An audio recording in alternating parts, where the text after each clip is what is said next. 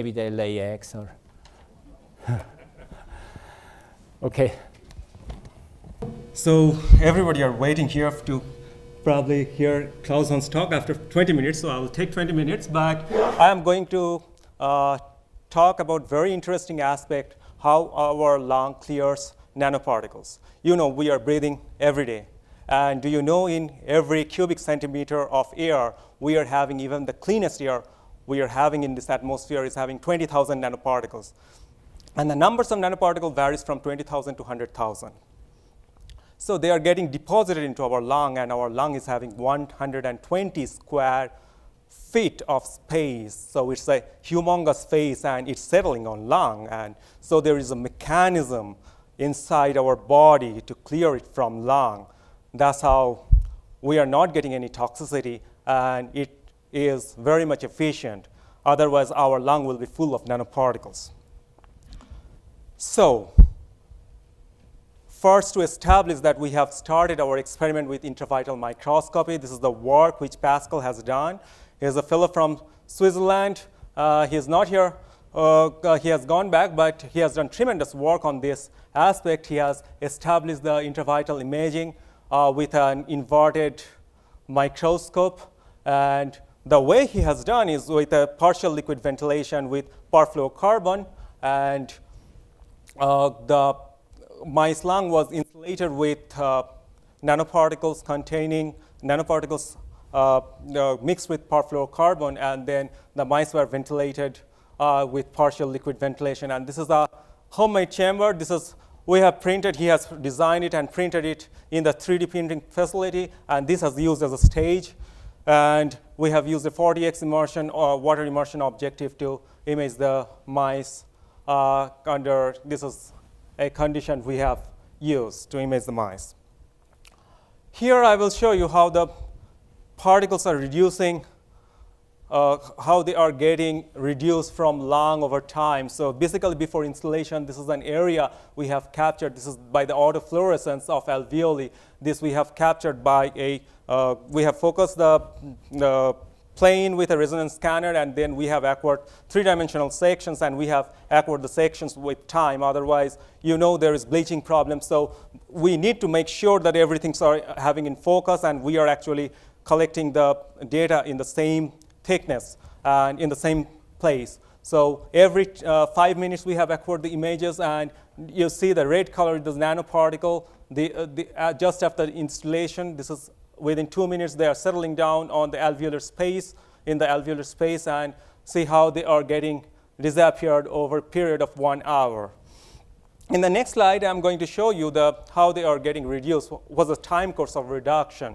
So here, actually the percent area, the reduction in the numbers of the particles, as well as the reduction in the number of area acquired by nanoparticles, we have quantified over time. And what we do see is, actually, within 20, this is a pretty much efficient process. Within 20 to 30 minutes, almost say 50% nanoparticles are getting disappeared. Within 40 minutes, it's kind of getting to a plateau. So after that, probably some other mechanisms are taking place for further reduction of nanoparticle from lung. But initially, it's sticking to alveolar space, alveolar wall, and it's disappearing within half an hour pretty efficiently. So to see this process and to see what is happening, we actually have done what we have done. As Pascal has dissected the mouse, and he has collected the lower left lobe of lung, and he has done the histology to see what's happening. And here did you see particles are entangled in the surfactant here, for example, but here in the alveolar wall, when he did see the alveolar cells, he did see the particles are actually crossing the alveolar epithelium, and they are going to the other side. And this is kind of imaging we have acquired by our LCA facility, and this is the whole mouse body imaging, but it did not work very perfectly well, but we dissected the mouse, and this is the 0 time point without any particle installation. And this is after 24 hours, we do see they are actually getting accumulated in the liver as well as in kidney. Liver accumulation, it gives a signal for hepatobiliary route excretion, and in the kidney also, so probably we are getting excretion through the urine. But those things have been done. But what stuck to our mind at this stage is how quickly it is going through lung. Previous studies have shown that alveolar macrophages, they can do it, but the time course for these studies, it's happening so rapidly, we have thought that this is one of the primary mechanisms it's going, what is happening in the lung, that they're going through the alveolar cells and they are getting excreted by that mechanism. But we do not know that which process prevails first, but alveolar macrophages are pretty much sessile and they will take time to come to that region. So first 50 to 60% clearance is definitely by, they are sticking there and they are getting efficiently, getting rid by these alveolar cells. So from mice, we are now going to cell biology to understand the biology of this process. And what we did see is we have isolated the primary type 2 epithelial cells from mice lung. This is the work which Noah has done, a graduate student from Matthias Amrein's lab. And we have taken A549 cells, which is the type 2 alveolar cells model. And these two cell lines we have used as in vitro model to understand the biology of this process. Here, we did this. We saw the same thing actually is happening in vitro. For example, here is a type 2 cell, and see the nanoparticles at the apical surface of the cell, and see the vesicles. Vesicles are quite large, and do you see the vesicles are actually around, say, 200 nanometers or more than that, and they are getting inside the cell, and they are getting out of the cell through the basolateral side. So we can produce these phenomena in vitro, and this is reproducible in vitro, so we can use it as a model system. Then, I'm going to show you a three-dimensional section, a three-dimensional tomogram of a alveolar type 2 cell. And what you'll see is how the nanoparticles are actually related to other cellular structures. Let me play the video. So several sections are actually combined together. And you see the nanoparticles are here inside the vesicle. It's now darkened. And you see these kinds of ultrastructures. They are carving around. And you see they are coming up. They are pseudo-colored now. And the size of this one are between, say, 50 to 100 nanometer. And it indicates caveoli. Probably several caveoli are fusing together. But it's kind of a thing which we have thought initially would not be possible, because in the literature what it tells that, okay, caveoli, they take the particles of 50 to 100 nanometers of size, and clathrin is actually around, say, 250 nanometers of size. That's the cutoff. Here, this is the membrane. Here are the nanoparticles. Here we do see lots of Golgi apparatus, and here do we see actin fibers, lots of actin fibers. Here are some mitochondria at far end. So this is a kind of thing which we did repeatedly see by examining thousands of sections, and this is a tomogram of that. Okay, and this work has been done by Tobias, and this person has pseudo-colored it.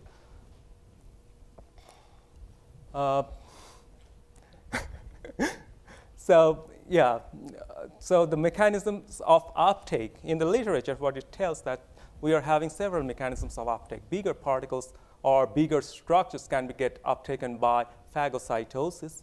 We are having macropinocytosis, that's more or less liquid phase uptake. So, but it happens to bigger things, and it also happens to many pathogens. We have initially not thought of that.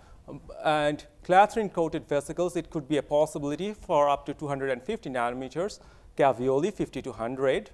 And there are other mechanisms like flotilene. There are thousands of things which can go, but let's see what happens. So we started examining how the particles interact with alveolar type 2 cells by AFM study.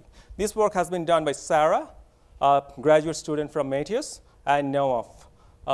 So in both type 2 primary cells as well as A549 cells, what we did see is the distribution of the curve is actually biphasic in the control. And when we when the cantilever coated with nanoparticle was touched to the cell with different kinds of inhibitors like ATP inhibitor, it gets reduced to an energy independent value. Cytokalasin surprisingly did not have any effect on the stickiness.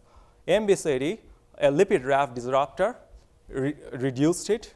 Philippine, a caveoli disruptor, reduced it. Chlorpromazine, a clathrin inhibitor, did not have any effect. So clathrin is not a possibility. Caveolin, there is a possibility, but 50 to 100 nanometers is more than that. So what's going on? That's our next question. Here, then, we had the hypothesis. That's what Matthias is told. So we have the hypothesis that caveolin is taking a role of uptake in some way. And we wanted to see what's happening in live cell imaging, through live cell imaging.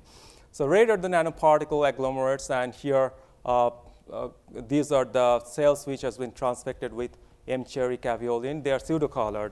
So, and these are reds are actually infrared. So I pseudocolored them, but here you will see they are actually pretty much adhered to the surface. And this is here we are focusing at this end. Now, here inside the cell, we did see vesicles are moving, and nanoparticles are moving, and this is the trajectory. And you see the trajectory for the nanoparticles and the caveolin is the same. So this is the relationship inside the cell. They are attached to each other. But still, we do not know what's happening. It's just more than 50 to 100 nanometer, and we are getting huge vesicles containing nanoparticles.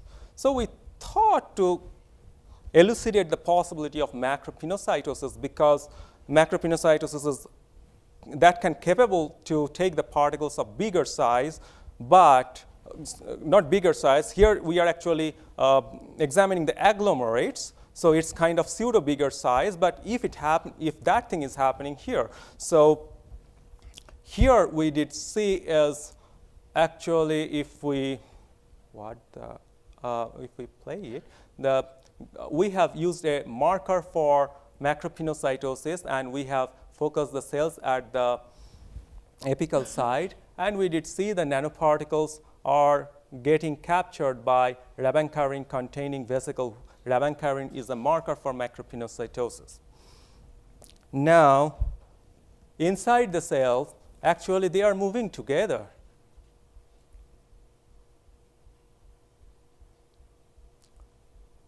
So it's a combination of caveoli-mediated uptake and a rabancarin mediated uptake, but we really do not know at this point what's happening. And we wanted to know, actually, we wanted to quantify this, and then we have done the double staining, and we have done some structured illumination microscopy. This work has been done by Yuri, and at the apical surface, you see the nanoparticles are attached to the caveoli, and there is no rabancarin there. If you go slightly inside, then you will see the vesicles are coming positive to both caveolin and rabancarin. When we quantified, we saw the same thing has been reflected from many cells. And at the top, we do see caveolin containing vesicles are most. Little bit inside, we are going to towards the middle of the cell. We see a sharp increase in the number of caveolin and rabancarin containing vesicles. And at the bottom, when we move towards the bottom, then the free nanoparticles, just before probably exocytosis, they are getting increased. But there are not many free nanoparticles inside, and the particles were also EEA1 positive. So we actually eliminate the possibility of endosomal escape. Now, the vesicles are also very closely related to CTBP1. And we do see that actin and CTBP1 and the nanoparticles, they are in tight relationship. They are pretty close to each other, but we need to confirm it by further knocking CTBP1 down, and CTBP1 is a marker for macropinocytosis too. So here is a procedure. Here is a biological process which has actually characteristic for both macropinocytosis as well as caveolin-mediated endocytosis. And in the next few slides, I'm going to show you actually how it is happening and how it is getting triggered. So here, I think everybody has seen this in nature, that so it's a spider web coated with glue, spider glue, which is, you can compare it with caveolin, and the flies stick to that, and the cellular machinery is hiding somewhere, rabancarine, those kinds of things, and the spider, that's the spider, and it comes and it takes it inside the cell. But what are other machineries? In the tomogram, I have talked to you about Golgi apparatus. I have talked to you about actin. I have not talked to you about microtubule because we did not see any microtubules in the vicinity of the particle containing caverns. But we have to see all the possibilities. So inside the cell, these are the structure delimitation data, and inside the cell, we did not see much overlap of microtubule and the nanoparticle containing vesicles. And when you did the live cell imaging, we did not see any overlaps, means they are not moving along.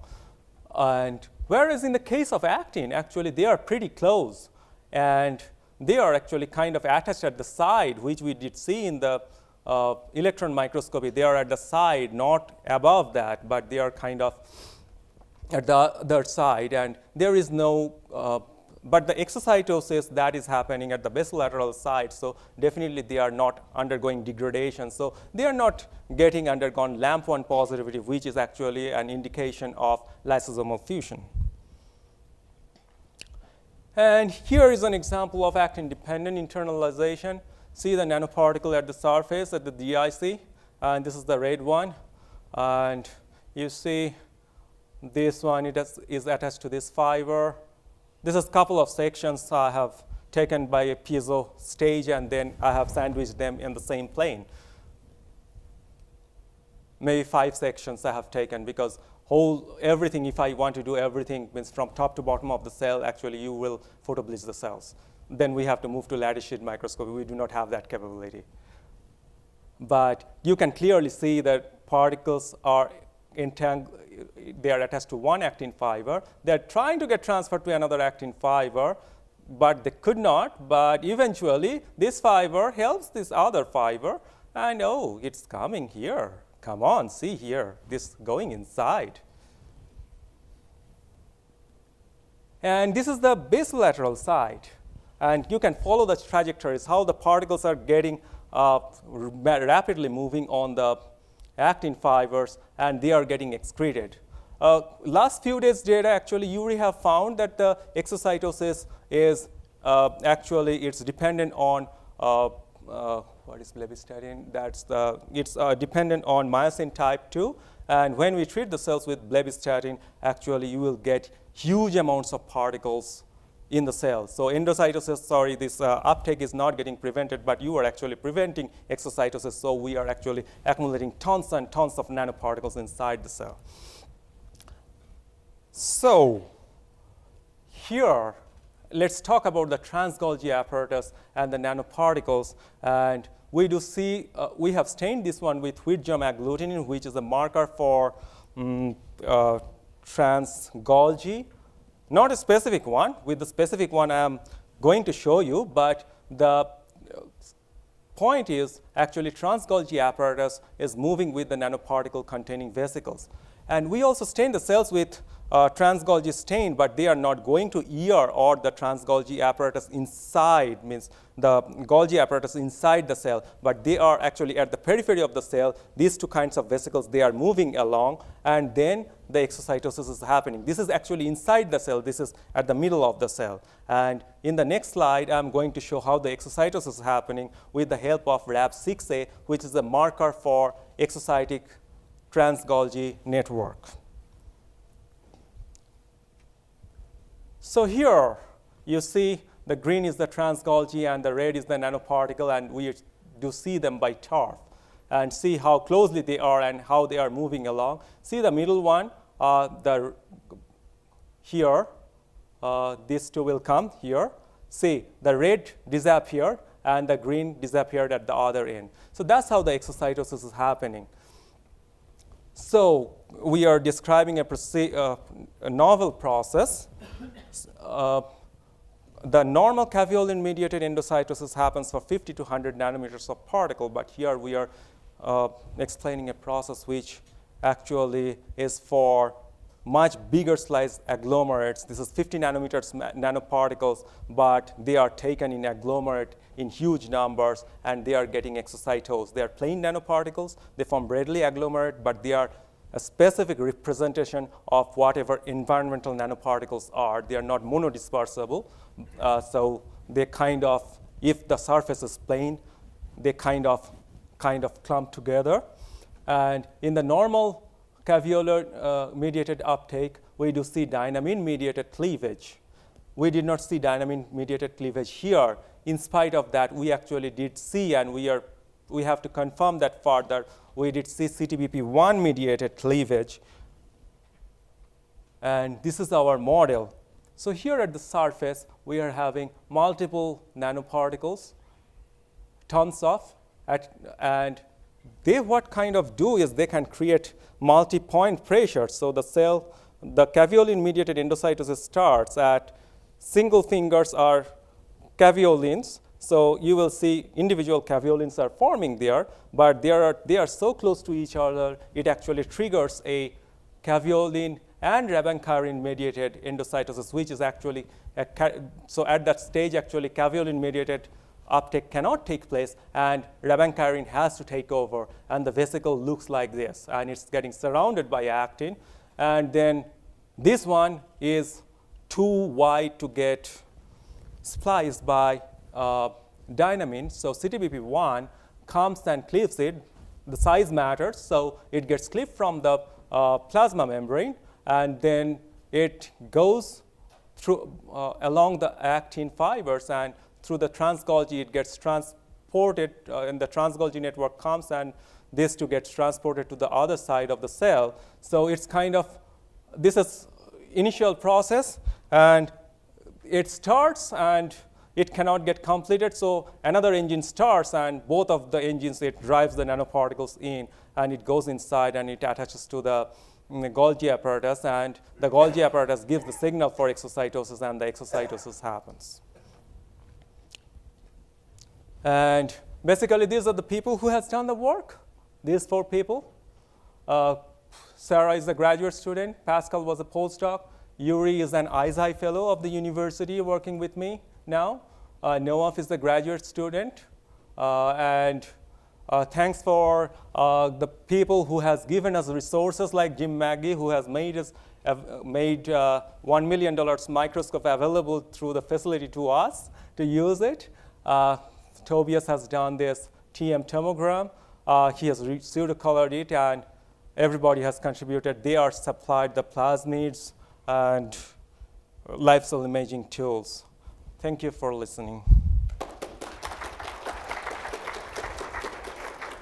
So, as you've heard, my lab studies dynamic signaling behaviors, where rapid changes in the position or kinetics are critical to the outcome in the cell. Things that you can't really study by taking a whole lot of cells and mashing them up and try to produce kinetic curves. And in order to do that, we produce tools.